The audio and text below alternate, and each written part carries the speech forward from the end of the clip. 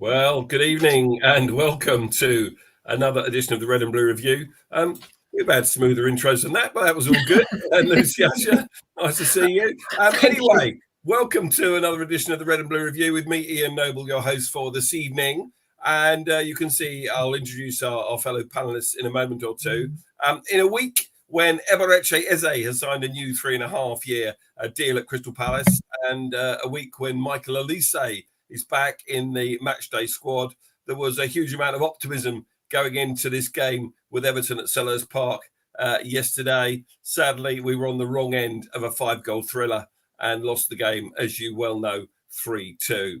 Welcome to everyone joining us in the chat. We'll get to you guys in a minute, but before we do that, let me introduce this panel. Talk Sport's very own Tim Richards. Good evening, Tim. How are you? Evening, Ian. Yeah, I managed to get a day off from Talk Sport today to come and see you guys. So nice to see everyone. That's fantastic. Joining us, I think, for the first time this season. I might be wrong, Lucy, but Lucy Usher, good evening. How are you, darling? I'm very good. Thank you very much, Ian. Yeah, I think I've been on a couple of times this season. Excuse the cat. Sorry. And your cat's there as well. Hello. Yeah. She's very good. And Lucy is also producing the show tonight, so she's got a dual role. Very, very important. Thanks, Lucy, for doing that. And a last-minute substitute for Fergus Tidd, who realised he was double booked tonight, is, of course, a face that you're all too familiar with, Mr. Nicholas Philpott. Good evening, Nick. And looking at it on screen, good evening, Ian. It doesn't look any better, that face, does it? Let's be honest, it gets worse and worse every week. Well, I don't know about that. You said it, mate. So anyway, good to see you, mate. And thanks for joining us. I'm going to get my own back on you tonight because I'm hosting and I can tell you to shut up and you can't tell me to shut up. So there we are. So it was, of course, a bit of a disappointment that we got nothing from yesterday's game. It was a sort of a reversal of the previous weekend, wasn't it? If you look at the stats, especially, we had the possession this time. We lost the game last week. We didn't have the possession and we won the game. And there we are. There are the stats of that game yesterday. 2/3 of the possession, Crystal Palace, 13 shots on target, 4 shots each on target, 13 shots in total to their 8, and we dominated the play with corners, etc. And they were twice as dirty as us with 18 fouls. Dirty Northern, you know the rest of it. Okay, so let's dive straight in to reviewing the game this evening. So Tim, you were watching the game with me in the main stand yesterday. Tell us your thoughts initially, mate, and then we'll chip in as we go along. Not much to tell, is there really? No, I'm joking. So I don't know if it was just me, but it seemed yesterday there was a bit more of a prickly atmosphere than normal. I don't know. Everyone seemed really up for it. The supporters, the atmosphere there. It just seemed a bit more than normal, and I think both sets of players must have picked up on it as well, because right from the first whistle, both teams were at it straight away. I guess for me yesterday, the big word was mistakes. Pretty much within a minute of the game kicking off, Edouard fails to control a simple ball to him and hold it. He loses it. They break. Everton break, come down their right, and I think it's Harrison, their right back or right played very. I was quite impressed with him, but he knocked a lovely ball into the middle, and unfortunately, Milenko was there, unmarked, simple header, 1-0 down. A terrible start, but I've got to say what I was so pleased about was we were straight back at them. It wasn't the usual, or has been the case, where we sit back, straight back at them right from that, and then basically the Eze show started. I think probably the best performance for us in that first half that I've seen. Pretty much only a couple of minutes after, he picked the ball up around 35 yards out, and he just ran, and it was like shoulder that way. Everton just couldn't handle him. They just didn't know what to do with him.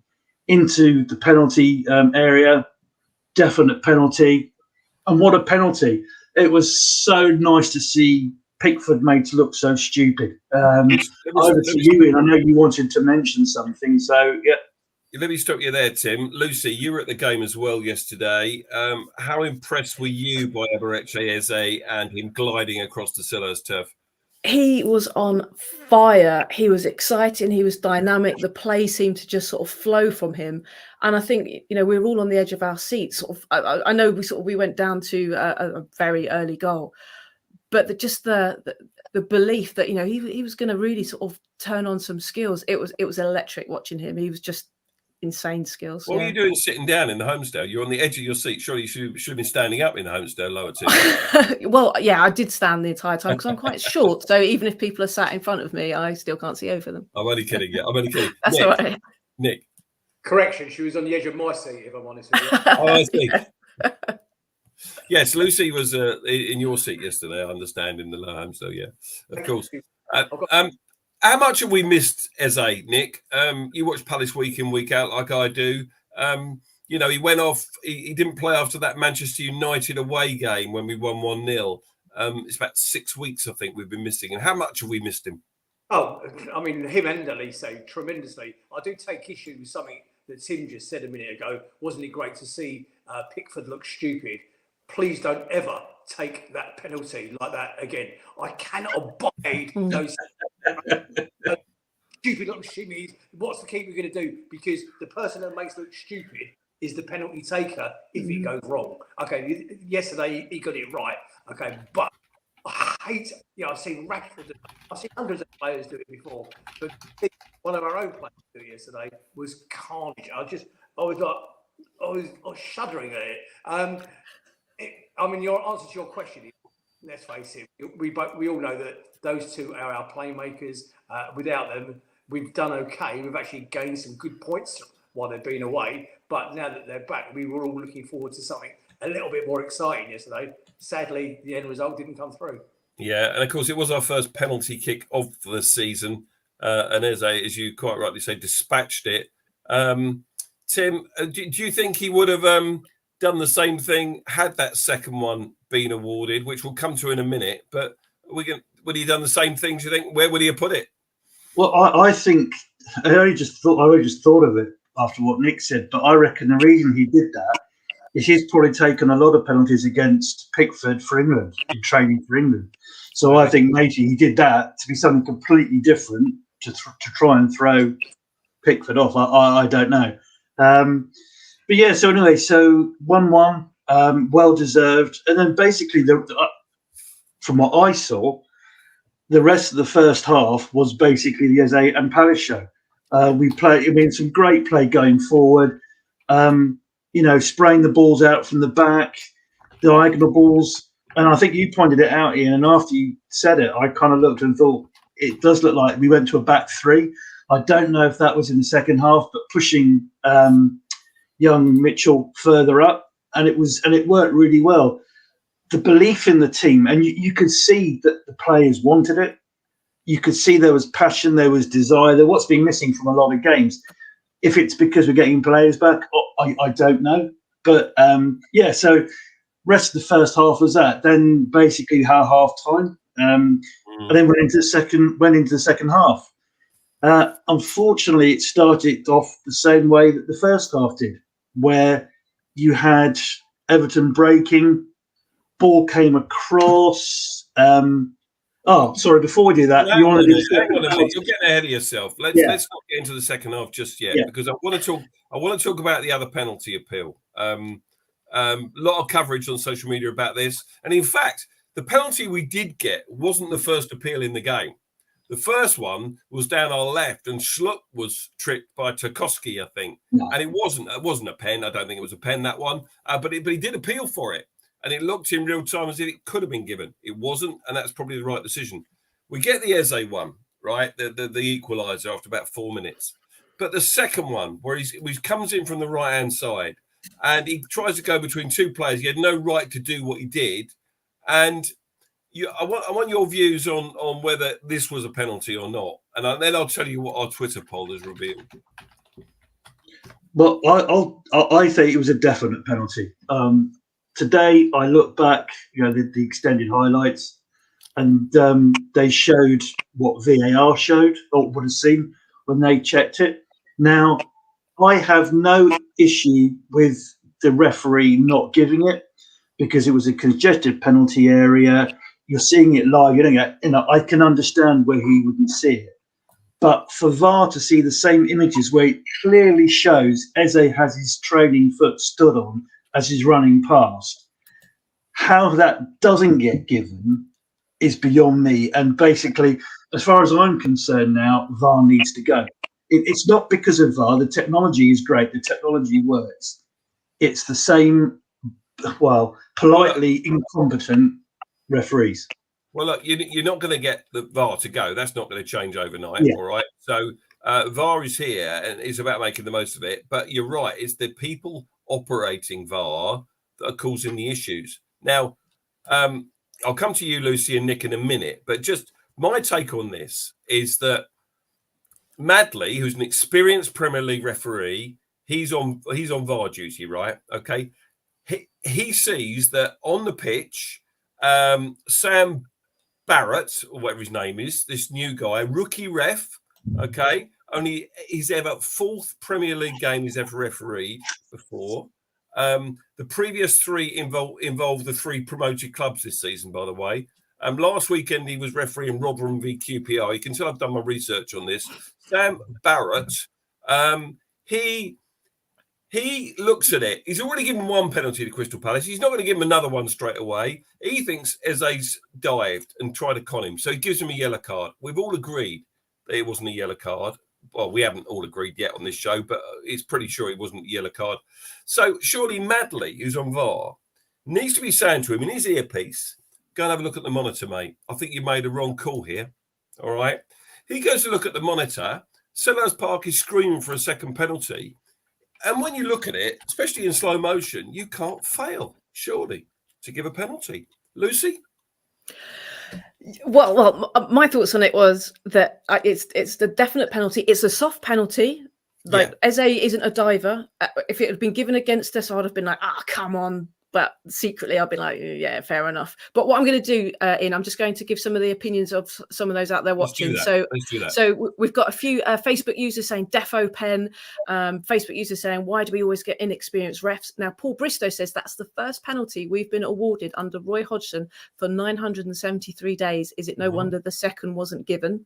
Dawn Palace, Dawn Palace says that she was right by it. It was so quick, he didn't dive for sure. Paul says definite penalty. There is not a soft penalty. It is or it isn't. I disagree. I think there are things as soft penalties, but that's why we're here to discuss it. Eze is definitely not a pen. From George. George says it's definitely not a penalty. Back to you, Ian. Yeah. So we ran a poll on Twitter, and just before we came on air, it was a 24-hour poll, and I did it when I got home last night. So it still hasn't finished, by the way. So you can jump on if you haven't voted. 219 votes when I last looked. Yes, it's a penalty. 79% of the people, and no, 21%. Of course, all Palace fans. Nick. Yeah, I think you've already alluded to this, Ian, but I think the world is in complete meltdown about VAR at the moment and the rights and wrongs behind it. And you're quite right what you said. The point being is, why didn't he get told he's an inexperienced ref? Was that his second game in the Premier League? Fourth game in the Premier League, yeah. And if you're saying that he had an experienced ref on VAR, it's his jurisdiction to send the referee to the monitor. This is what it's the old story. VAR's not killing the game; it's the idiots running it that's killing the game.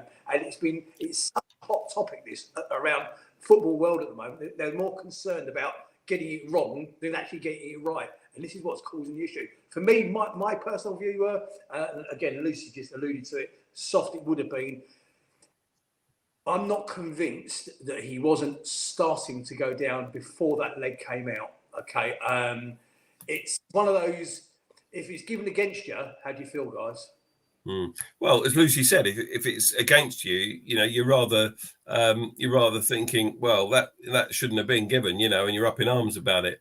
But the fact is, it wasn't against us; it was for us, and there was contact, as a lot of people in the chat have already said. Tim, you're going along with that? Yes. Yeah, but like you said before we started, when we had a little catch up first, Ian, at the Villa game, you got Richards who gets the ball first. Yeah. Then gets a penalty given against him. You got Eze who definitely gets his foot taken away by the the Everton player, gets booked for diving. So there's your inconsistency straight away. Well, it was very clear in Roy Hodgson's post-match press conference. He was asked about that incident, and he said, absolutely, Eberechi Eze is not a diver. He would never do that. And he knows the player better than any of us, of course. There was contact. Is history repeating itself with the Zaha scenario all over again? Because he's a good player, is he a diver or not a diver? Oh, by the way, I must apologise in the background, folks, if you can hear fireworks. Happy Diwali to anybody celebrating it. Indeed. No, you're right with the fireworks, Nick. That's all good. Fireworks on our show this evening. The fact that Borough booked Eze for simulation should have given Madley a clue to what the on-field ref was thinking. Had he just said no pen but no yellow, then VAR would be right in saying not a clear and obvious error, says Paul Bristow. Thank you, mate. Always words of wisdom from you down in Plymouth. Tim, we finished I think we're the better team in the first half, aren't we? We're going at 1-1, you know. Yeah, feeling pretty good. Definitely. You know, we've come from behind, you know. In the second half, we've got this lot, yeah? Yeah, I would say so. It was, considering the start we had, but more than that, the way we were playing was really good. So going in 1-1, I think Everton were probably lucky to go in 1-1, but I was happy with that at half time. Okay, second half then. What happened? What went wrong beginning of the second half? We seemed to be really slack in starting, but again, it's mistakes. We were trying to play the ball. Yeah. So basically, second half started, Everton attacking much as they were at the end of the first half. Came through. We had Mikolenko had a shot from probably the edge of the box, hit the post. Unfortunately, as has happened a few times, we reacted slower than the Everton players did. And what was his name? Was it Decore was there to tuck the ball in? Decore wasn't playing. Oh, they're Decore. Yeah, go on. Yeah. And I hoped it was offside, but Lerman was playing him on just. Yeah. So there we go, 2-1 down. I'm not sure about Jefferson Lerma yesterday. Some people are saying he had a really good game. I'm not convinced about that. I don't think he's been quite the same player since his injury. He did some good things yesterday. Don't get me wrong. But he played him on, didn't he? You've just said that. Yeah. And I think if that's Decore in that position, he doesn't play him on. You know, he needs to be more aware. Because, you know, if he takes a step forward at that time, the guy's offside. You know, let him react quickly. It doesn't matter who reacts. If he's offside, he's offside. It's not going to be given. It's all, you know, it's VAR are going to look at it. Nick? Yeah, a couple of things on Decore. I actually did, I don't know if any of you saw it on social media, but I had a quick clip for one of the Everton fans' websites, okay? And I actually called it the Battle of the Two Decores, assuming that Czech was going to be back, and clearly he wasn't available. My worry about Lerma, and I like Lerma, I thought Lerma and Decore in the middle of our, marshalling in front of our back four had been playing really well up until the two injuries, or certainly Lerma's injury. I'm not so sure that Lerma's such a great player without Decore standing alongside him. The Hughes project doesn't seem to work so much with either Decore or Lerma. My own personal. When it comes to the team selection, we didn't put the team up at the beginning. We usually do that, but of course there was just that one change from the previous starting 11 where Eze came in for Decore, the injured Decore. Let's be clear about that. He picked up a knock at Burnley. He hadn't trained all week, but he was past fit to play on Friday. But Roy Hodgson chose to leave him out because he had to leave somebody out because he wanted to bring Eze back into the side. And in his view, he thought Lerma and Hughes, neither of whom deserved to be dropped from what they'd done previously. So you could sort of understand and follow that logic, I guess. But I think we really missed Czech Decore yesterday. We missed him on the third goal for sure. They had too much space on the edge of the box. Decore sits in and protects that back four, and he does it so well. You know, you don't get a club like Liverpool wanting to pay 50 million for a player if they're not very good. Yeah. So, you know, he is somebody who we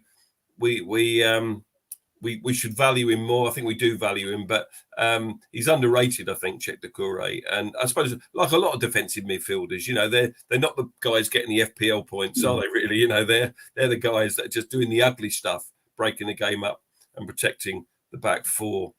Tim, I'm probably stolen a lot of your thunder there. Forgive me. No, that's all good. So 2-1 down, but then again, it was pleasing to see normal service was resumed. I thought Eze was slightly quieter second half, but we had many chances. Lerma, again, edge of the box. He had basically a side footer into the corner that put it wide. Yeah. Edouard, I struggled with him yesterday. Yes, he did score our second equaliser, but he had other chances. He didn't seem to react quick enough.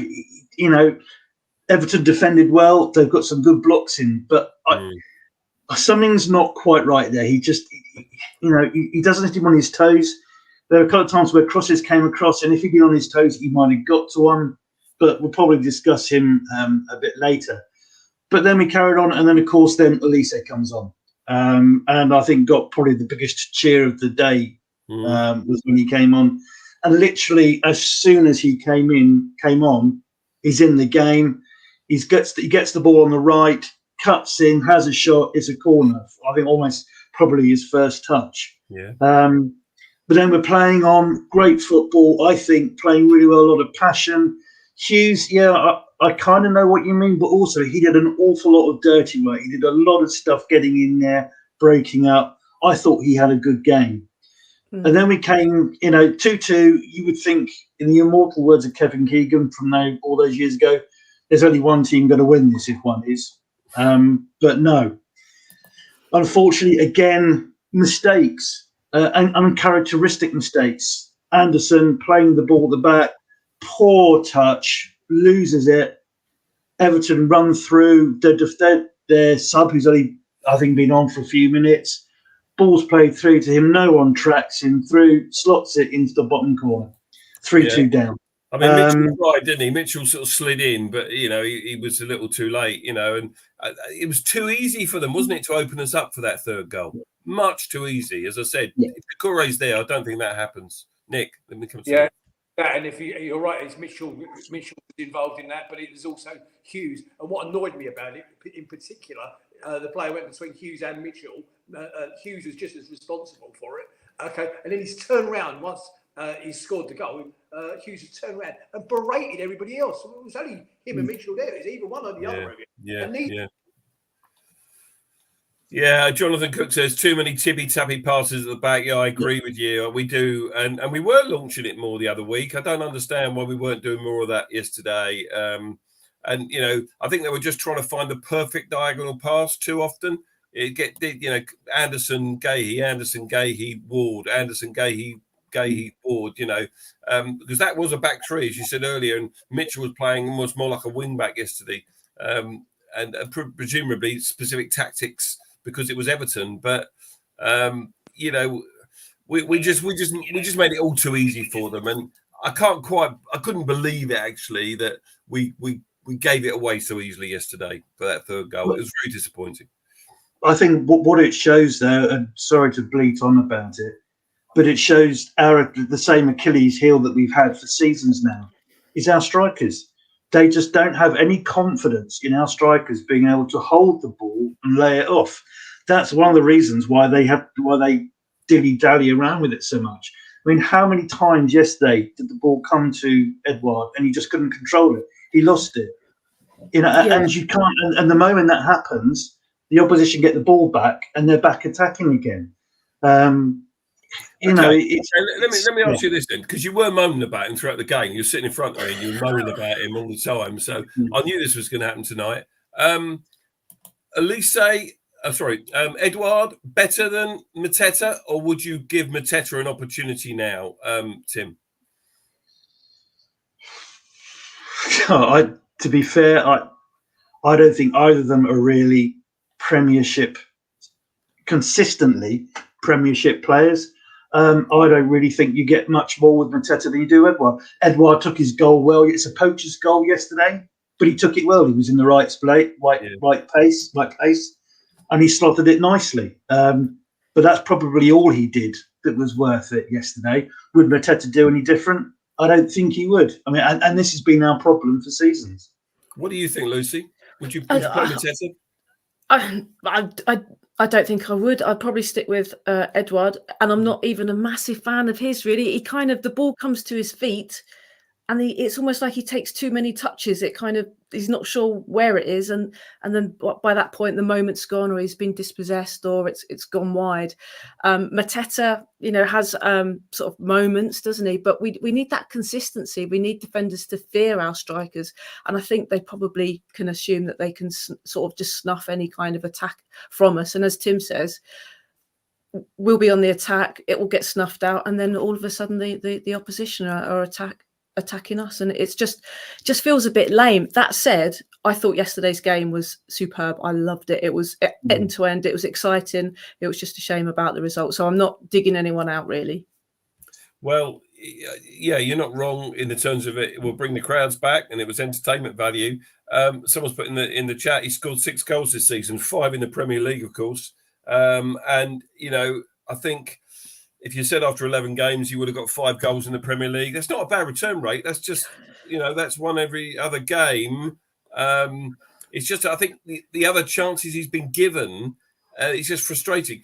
He did do other things yesterday, Tim. He got his shot away in the first half on one occasion, which forced a very good save from Pickford. He was the one that passed the ball across the edge of the box for Lerma to have that shot that was wide of the goal, which should have hit the target. So he was involved with other things as well. But there were other times when he was fed through. One in particular in the second half, in the sort of 10 position in the inside left channel, when he just wanted him to get his shot away, and the Everton defender blocked him. And you just get your shot away quicker. You haven't got time to take that touch in the Premier League. He needs to be quicker. And I think it's part of his problem. He's not quick enough. He's got good feet. He's, when he's taking people on the box, his quick feet, but actually over 10, 15, 20 yards, he's just not got that pace that someone like Andy Johnson had when he played for us, for example, where you get your shot away. Do you know what I mean? Right. Okay. They're all nodding. Yeah. I bored you all. Okay. Nick, would you play Mateta instead of Edouard in the next game? No. Absolutely. No. Okay, that's 3 out of 3 then. Edouard keeps his place for us until January at least. I think if you're Edouard, you're thinking, actually, I've just got to keep scoring goals, because if I don't, I'm going to lose my place. So it's fairly easy for him, really, when you think about it. It's not difficult. He knows what he's got to do. Okay, so let's. Anything else to say about the game, Tim? Have we done the game now, or anything else? I think we've done the game. No, I think we've done the game. Okay, Lucy, anything you want to add about the game? You obviously enjoyed your day at Sellers Park yesterday. Yeah, I loved it. Thank you, Nick. I do appreciate it. And it was my nephew's 16th birthday yesterday, so happy birthday to John Paul. I saw the message on the screen. Yeah, brilliant. Indeed. So Lucy's nephew was 16, message on the screen. Lots of love, Auntie Lucy. I think it said something like that. No, it didn't do that. Should we do Auntie Lucy? How dare you? This is why I don't come on too often. Should I do some hellos, Ian? I just want to give before you do that, I just want to give a shout out to Alison and Hannah Youngson.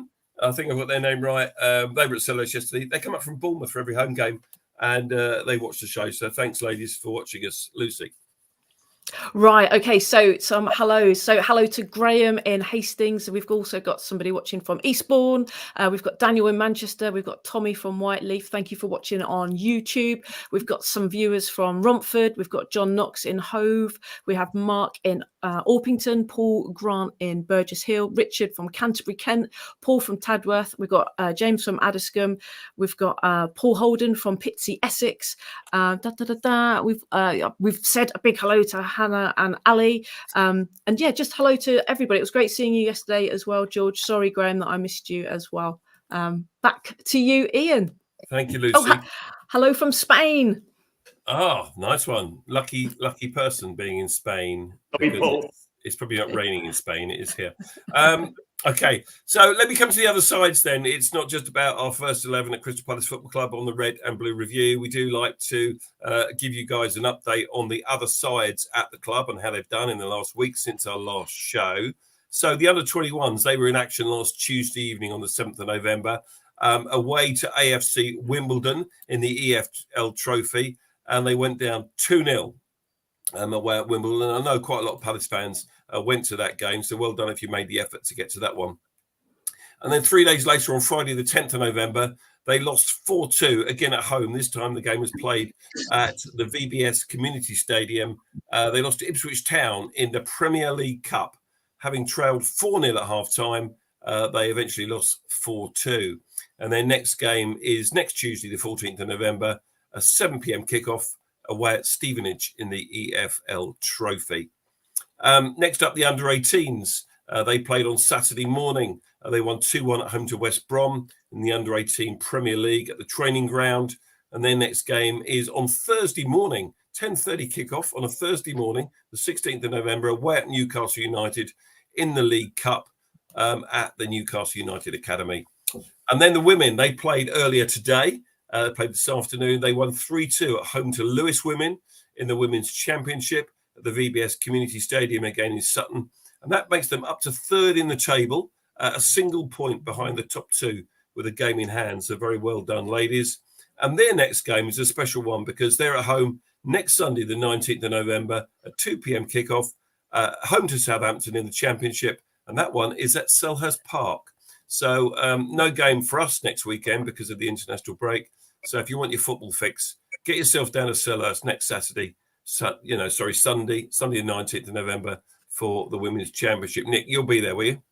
No, I'm not going to. Actually, I might be there. I haven't decided yet. But I did want to ask the panel a question, if you didn't mind, on the subject of the ladies.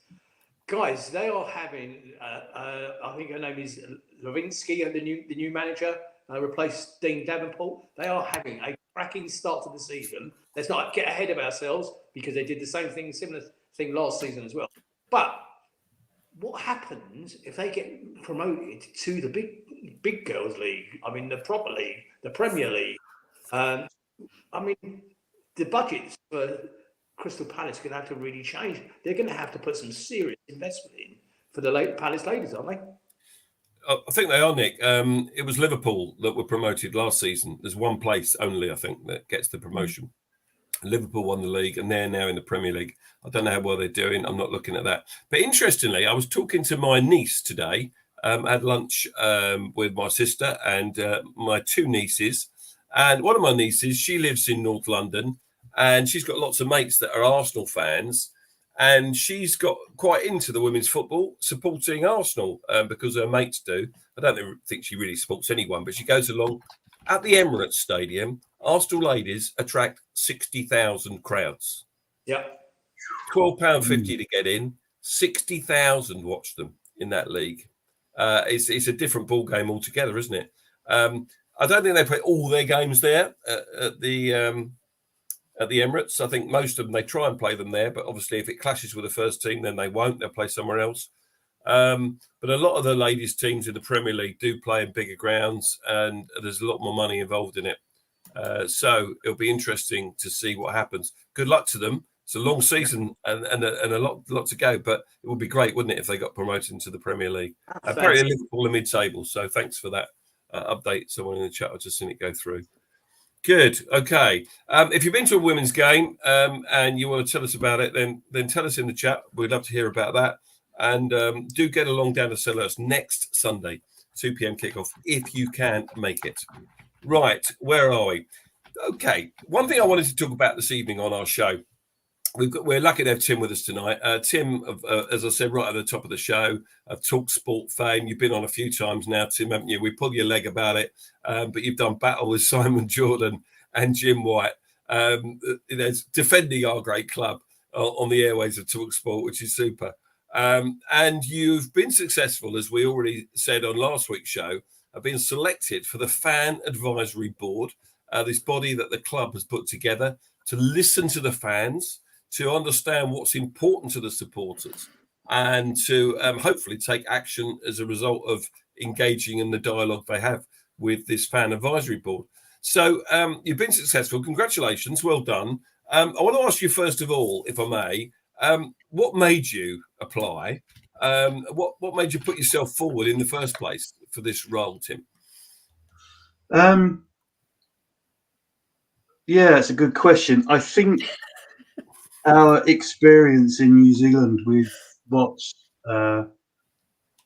we went through there changed us, both myself and Wendy, quite a bit, in that not prepared to sit there and do nothing if you get the chance to do something, if you feel something isn't right. And one thing I did note, I felt coming back from New Zealand, was growing up, it's probably just youth, but there seemed to be a real link between the supporter, the fan base, and the club. It seemed to be, communication was good. It just seemed to be there. But coming back and going to games, talking to you guys, being involved, it just seemed there was even that gone. There was no link, and it really saddened me, because that was quite a special thing. And I just thought, well, do something about it, or at least have a go and do something about it, rather than just sit there, feel it, and do nothing. So probably, to answer your question, the reason why I decided to have a go was that very reason, where at least have a go. If nothing happens, at least I can say I tried. You know? At least I tried, you could say. Yeah. So I'll come to you in a minute, Nick. So you represent gold members, right? That's, there were sections, weren't there? Gold members, away season ticket holders, international, to name the other groups. So gold members, that's what you are. So if you're a gold member and you're watching this and you voted for Tim, thank you for doing that, because you're responsible for getting him on this. So when you got the result, what happened? Did the club call you up and tell you? How did you find out? Yeah, I was working from home, probably just as well. And yeah, the mobile phone went, and it was, I forget the lady's name, but it was the same lady that had phoned me up to say that I'd been shortlisted. And so, yes, so basically she started going through it, and apparently Palace had the most applications by multitudes than any other Premier League club. Really? She said they couldn't, literally a factor of 4 to 5 more than any other Premier League club. So I was just kind of like gobsmacked that I got shortlisted. And then the wonderful Wendy helped, because then we had to do that 50 to 100 words that we had to write, which is, you think, oh, that's easy. But when you sit down and you're actually trying to, encapsulate it down, Wendy being a football widow, and she's going to come to one more game this season, was brilliant. But yeah, so she started talking about how the number of people they had apply. So I was expecting, you've done really well, but But then no, she turned around. She said that I've been successful. So it was like I swore a little bit, but yeah, it was really good. I'm going to stop you there because something's really tickled Lucy, and then I'll come to you, Nick. Lucy, what's funny? This is a question for you, Tim, just on the nature of that phone call from Paul. Was her name Mrs. Beadle by any chance? That's such an old reference, though. It's actually Mr. Blobby, but there you go. Oh, Paul, thank you for that. There we go. Nick, you want to come in? Yeah, a couple of things.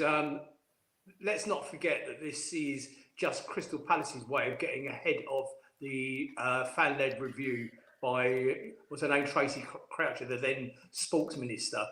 So this is us getting in there and doing it before we're actually told to do it. So I wanted to brief you, because you're not going to be aware of it.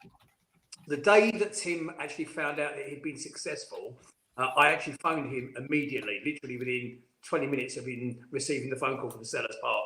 And I was talking to him, congratulating him on that. Because on behalf of Red and Blue Review, we are very proud that you've been appointed, Tim. Yeah. So massive congratulations on behalf of all of us. And I'm just going to encapsulate something he said to me on that phone call. And he said to me, listen, he said, I would I said, you do realise you're likely to get a bit of flack in the background from people. He said, do you know what? I would rather take that flack knowing that I've had a go than sitting in the background and haven't done anything about it. And Tim, well done to you. Good luck. Even if nothing comes of it, okay, I wish you well, and we're very proud of you. Well done, mate. Thank you. Yeah, well said, Nick. Very very statesman's-like speech there. Thank you very much, mate. So, how did you feel then when she said you got the gig, Tim? You know, what was your overriding emotion then? You know, to be honest, it was one of emotion. It's like I was waiting for them to go, oh no, sorry, we made a mistake, one person, sorry. But no, I mean, Palace has been in my blood all my life. I mean, back from when Dad took photos of Alan Mullery in the team, and I went with him at a very young age to show the manager and the players. Family friends taking me, growing up going there, being away for 12 years in New Zealand, coming back. It's, you know, it is important. It's not just a football club. You know, it's a family. So shock, quite emotional, to be fair. But no, it's proud, really. I think pride more than anything else. Very good, very good. Now you're going to have no shortage of support from the Red and Blue Review listeners and people that watch the pod, as well as us lot. You know, we'll all have an idea of what we'd like you to achieve on our behalf. But what do you hope to achieve, Tim, by being part of this fan advisory board, do you think? To my mind, one of the biggest things at Palace is the diversity and the fact of the fan base, what is done for the community, the fact it's still in the community, the fact that the stadium, all right, is run down, but it's still our stadium. It's still a proper classic football stadium. For me, it's just not necessarily improving the stadium. I don't think it is just the stadium that we need to worry about. Moving forward, the club is only going to move forward if it takes the fans with it. And it's only going to be able to take the fans with it if it pays attention to the fans more, listens, and at least is more open with the fan base about what is going on. So for me, it's keeping the diversity. It's attracting, you know, more fans, fairer fans, and actually just getting more of a trust back in, I think. Okay, good stuff. All right, and do you know when your first meeting's going to be? Not yet. They need to get hold of everyone. Then I think we're going to have a meeting in November to basically plan it going forward. And then there'll be another meeting quite soon after that. Very good. Good stuff. It's just that something that Tim just said, I think is quite an interesting point, really. If you remember that in the early days of 2010, when they first took over the club, the four guys took over the club, the one thing you noticed about Steve Parish, and by the way, I'm not going to criticise him, okay? The one thing you noticed about Steve Parish, he made himself freely available. He would be available on, he did, not the back of the nest, Home Sale Radio on numerous occasions. In fact, he invited them into the ground to interview him. What would be nice from the FAB committee is if to encourage that, because Tim's rightly just said it's about the fans and engaging with the fans better. We're a Premier League team now, and the parish and the board seem to have taken a complete step back. Wouldn't it be a wonderful thing if, you know, one day we actually get him on here just for a Q&A session, just to talk to us? You know, Steve, what's your vision for the future? What are you going to do about it? What are your plans for the Arthur Way or whatever it is? Okay, and if nothing else comes out of the FAB committee, just that we encourage the management of the club to engage more with the club, not just one small singing section with the club. Yeah, thanks, Nick. And you know, there's a lot of love for what you said earlier as well in the chat, agreeing with your sentiments there. So I think Steve Parish would like to do that. Certainly whenever I've not really had a proper conversation with him, but when we've travelled back from away games, sometimes he's seen us at Euston and always said, thanks for your support, lads. And I think he means it. He's a proper Palace fan. I don't get this Parish out stuff. I know a lot of people would like to get rid of it. I can't see that. I think he's a fantastic chairman. And his heart is in the right place. He's definitely red and blue through and through like the rest of us. So, Tim, good luck with it all. Obviously, you'll keep us posted, and we look forward to the updates, mate. Get you back on here in a few weeks' time to let us know what's happening. Hopefully, you're allowed to share that with us. I don't know. You might be sworn to secrecy or something. I saw Yasmin ask who else in the other categories has been successful. We simply don't know because the club haven't announced it yet, and no one else is stupid enough to say they've got in like Tim. So he's one. Yeah, I've got in. No one else has said that, as far as we know. Unless someone else knows someone in the chat, tell us if you know someone else that's been successful for the fan advisory board. We'd love to know. So I'm going to move this along a little bit now, if I may. One of the things we do on this podcast is have a look at the players out on loan from Crystal Palace Football Club. And so this weekend just gone, that's no different. So I'm just going to take you through this. So Owen Goodman, of course, the young goalkeeper. He plays for Colchester United on loan. They're 16th in League Two at the moment. He played the full 90 in goal in the 1-1 home draw against our near neighbours Sutton United. Next up, Malachi Boateng for Dundee FC. They're 5th in the Scottish Premiership. Well, they were when I looked at it yesterday. He played the full 90 in central midfield in the 4-0 win over St Mirren.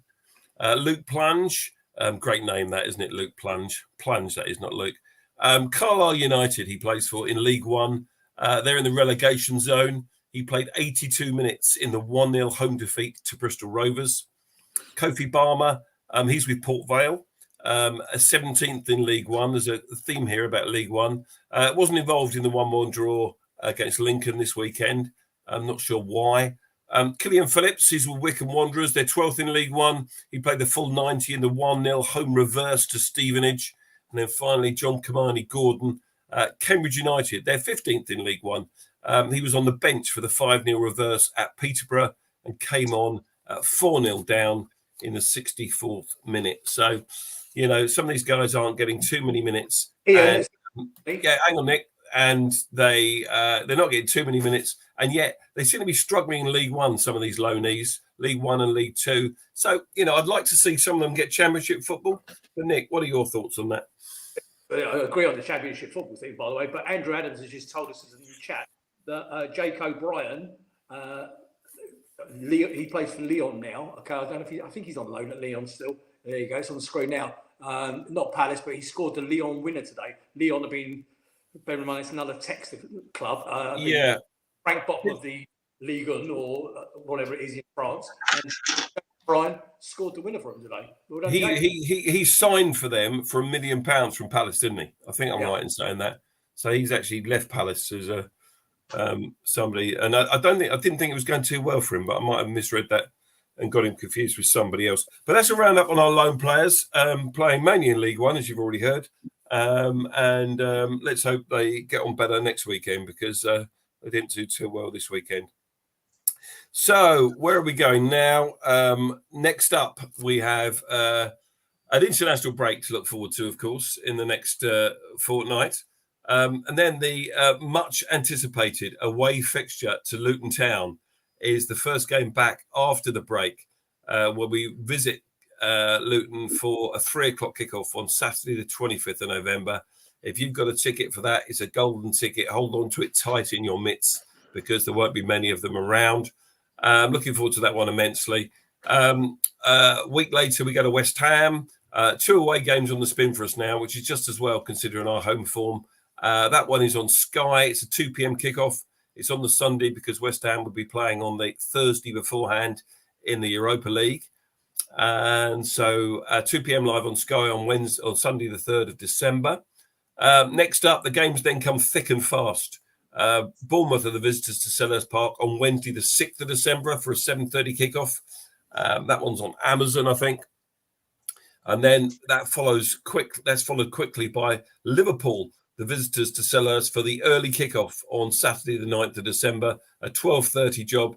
Again, in front of the cameras, this time TNT Sport. Before we visit league leaders Manchester City at 3 p.m. on the 16th of December. And then just a small team from the South Coast come and play us on Thursday, the 21st. So they're the next 6 games, guys. that's a group of fixtures, that we should be picking up points from. And there's a couple of tough ones in there. But what do we think about the Luton game specifically on the back of yesterday? Nick, I'm going to come to you first. What are your thoughts about that Luton Town fixture? What's your prediction, first of all? And what changes, if any, would you make to the starting 11? Oh, thanks for throwing me in. Yes, all right. Don't worry. You've done it to me before several times. So. Yeah, I'm supposed to be doing it to you. But my thoughts. Luton have actually started to play a little bit more progressive football. They're actually doing okay. Your question was my prediction, first of all. I'm going to go for a 3-1 away win. Good. Okay, 3-1 away win. However, it won't be as plain sailing as the result actually comes off. I think, what changes would I make? I would definitely bring Decore in for Hughes. I don't know what's going on. Why Decore didn't actually start yesterday, because I think Decore taking Hughes in, that gives you our strongest 11. Yesterday's lineup minus Hughes, and I don't think I'm being negative about Hughes. I think he does a job. I think he does a great job. In fact, he's probably better off as an sub. So my starting 11 will be yesterday's 11, but Hughes in Decore in for Hughes. Okay, thank you for that. Lucy, same question to you. Score prediction, and also any changes you'd make to the starting 11. I'm going to go 3-1 to us. I can't see us keeping a clean sheet, and I agree. There's a comment I can't quite see it. Townsend will probably score against us, so that's my sort of banana skin for the goal. I really want to see us win it. Yesterday, I think we played incredibly well. There's lots to be positive about. I think Decore will come in for Hughes. Now, I do like Hughes. He's a scrappy player. He works hard. So I am a bit of a Will Hughes fan. But yeah, a 3-1, I reckon. Okay, no more changes. You're sticking with that. I think Elise will be coming in to perhaps start. Yeah. We're getting somewhere now. Okay, so who are you going to drop for Elise? It's tricky, but he came on for Schlupp yesterday, didn't he? So maybe it would be just reverse that, and maybe sort of I can't see him doing 90 minutes. Is he match fit for that? He looked sharp yesterday. So yeah, I'm hoping Elise starts, and then maybe sort of sub him on for Schlupp. Yeah. Okay, Tim, same to you. 2-1 away win. I would keep Hughes, drop Lerma for Decore. Okay. I would drop Schlupp for Elise. Okay. Yeah, interesting. Yeah, so I thought that might be the case. Lerma or Hughes. Be interesting to see which one gets the nod, because I think Decore will be back. The reason, Nick, he didn't play yesterday, I did cover this earlier. You must have been dropped out at that time. Roy Hodgson has come out and said that Decore didn't start because he was carrying a knot from the Burnley game. He didn't train all week, and when he was past fit to play on Friday, he hadn't trained all week, so he had to leave somebody out for Eze. Therefore, he chose Decore because of that fact. He's now away with Mali on international duty as well. He's been called up to their national side, so he might be playing some football while he's away. Which that's the price of success, isn't it? That our players will go out on international duty. We've already had one occasion this season when Mark Gahey's come back from the England camp injured and been unable to play in the next game. So we hope that both he and Sam Johnston away with England, Anderson with Denmark. We had these up on the screen before now. There are others as well. I think Ayew will probably be away with Ghana. I don't know that for certain.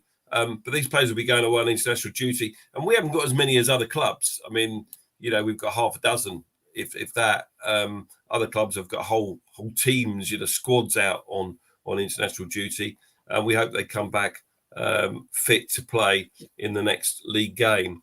And it does give these other players a break. I do believe that it's probably the right decision for Eze not to be away with England at this time. Although after yesterday, you probably think there's nothing wrong with him now at all. He could easily do a job for England in those games. But I think maybe Roy has asked him to be protected a little bit because he's just come back from this long-term injury. I don't know what about Elise with the French under-21 squad. I hope he's not away. I hope he has some time to just bed in with the squad and do more training, really, before he gets another match under his belt when we get to Luton in a fortnight's time. So yeah, thanks for your predictions, guys. So away wins all round. I will go along with that as well. I think that's the sentiments in the chat is all very similar to that as well.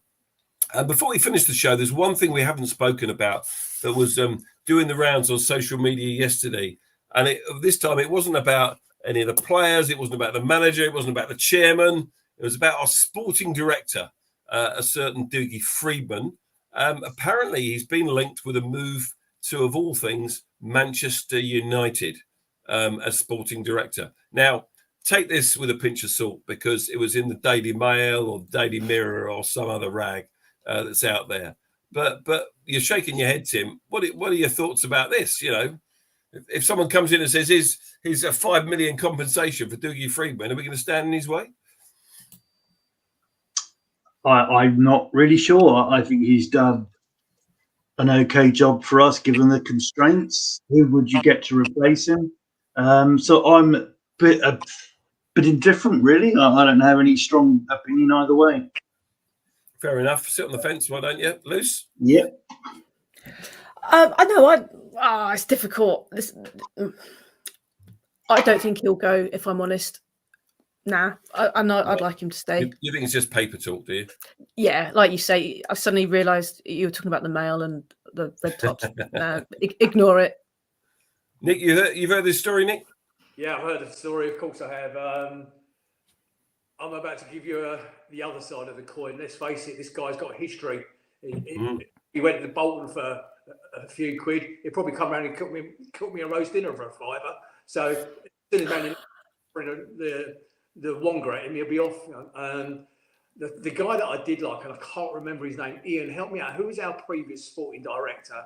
There was a little bit of controversy surrounding. Is it Tim something or other? He was appointed before Freeman. Anyway, my thoughts are, because he's got previous, because of what he did with Bolton, I've never been a great fan of him since he hung up his boots. He would probably go for the money. He's proved it once before. Why wouldn't he do it again? Yeah, the previous sporting director, Rob Cranfield, said was a guy called Moody.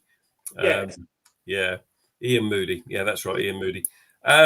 Yeah, I mean, I think Dougie Freedman has apologised for that decision to leave Palace for Bolton. He's come out and made an apology since then. I think Palace is in his heart. He was a great player for us, of course. Involved in some really iconic moments in our history down the years. And he has, when you look at what he's done in terms of picking these players out from the lower leagues, like your Michael Elise's, Eberechi Eze, Gahey from Chelsea, who wasn't in their first 11. He's picked these players out and made them, got them into the club, and they're now, stars with increased values and, real assets to Crystal Palace Football Club. So I think overall, I would say he's done a very good job. And I think he probably would be quite difficult to replace. But as you say, Lucy, I think it might be just paper talk, but I thought it was probably worth commenting on the show tonight because someone did ask the question earlier in the chat. So I think that's us done, guys. We've been going about an hour. So thank you so much to everyone for joining us. Real Panel is watching. Paul, we're going to have you on the show, I believe, very soon. I think it's the West Ham fixture. We're really looking forward to having you on.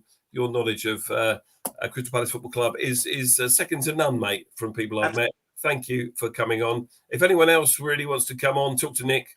He's the gatekeeper. And then we'll see what's what. But we've got a great bunch of people on this show. Lucy has done all the hard work behind the scenes tonight, while Nigel Croucher is out sunning himself somewhere, having a well-earned break.